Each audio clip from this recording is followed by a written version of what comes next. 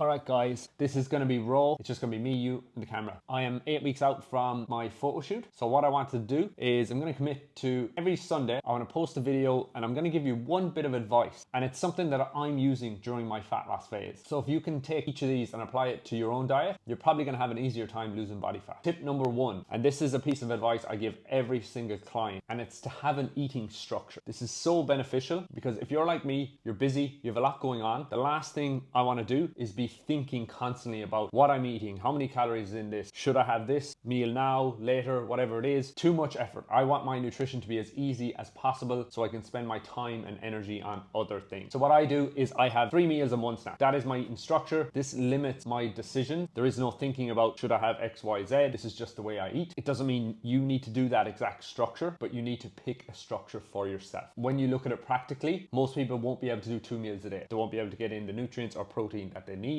On the other end of the spectrum, 5 meals a day, probably too much. I don't know about you, but I don't want to be eating 5 times a day. The sweet spot for most people is going to fall in 3 to 4 meals. I would recommend trying to have more bigger meals than snacks, but again, it doesn't really matter. The main thing is having the consistent structure and that it takes all the thinking away. The next step after you decide that is making sure each meal inside that structure then is fitted to your goals and your preference. Follow along for more tips like this. They'll be coming every Sunday. Peace.